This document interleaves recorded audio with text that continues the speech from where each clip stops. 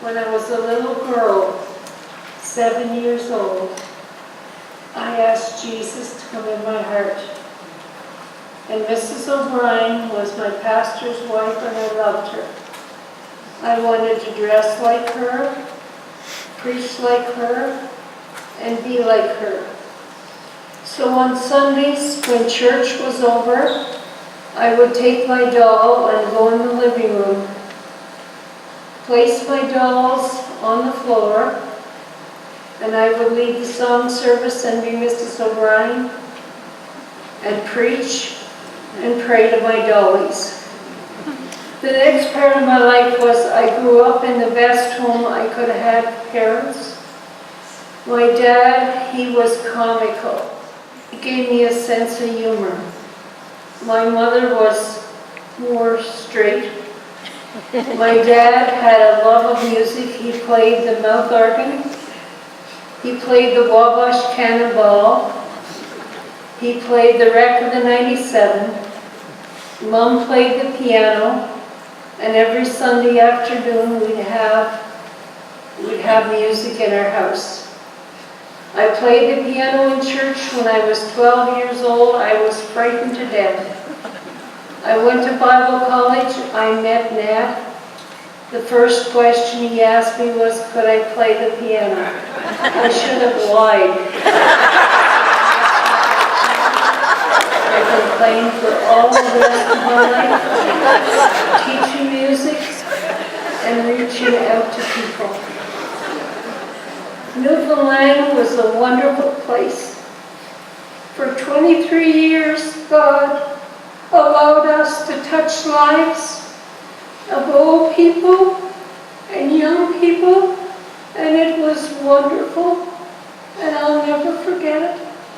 Ned was the best song leader that anybody could ever have. He was funny though. I remember one night he used to slip me notes on the piano. And I opened my note on the piano and it said, "The mayor is here tonight. You'll have to preach." And I thought, Ned, God is here every Sunday night. Why do I have to preach just because the mayor is here? And I remember the night that the old man came from Fortune. And Ned said, go to the altar. He gave his heart to the Lord. Go and pray with him. I went up to pray with him and he almost knocked me down. And this is what he said to me. I don't need a young upstart like you to be praying for me. I've been saved dozens of times, my dear. Every spring and every fall revival, you get saved. I had a neighbor that was United Church, Mrs. Victor's next door. She shared everything she had in her cupboard with us. She taught me how to look after my baby. I was miles and miles away from home. And I will never forget her and her family, how loving and how kind they were. God has given me 81 wonderful years. He's been better to me than I've ever been to him. He's given me wonderful friends that have been with me all through life and right to the end. And I have no regrets.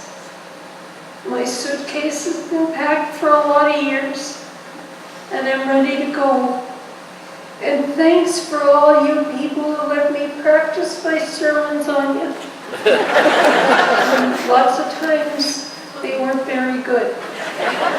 And I love you all. And I just want you to promise me one thing. That you'll all meet me in heaven someday. God bless you all. I love you all. Goodbye.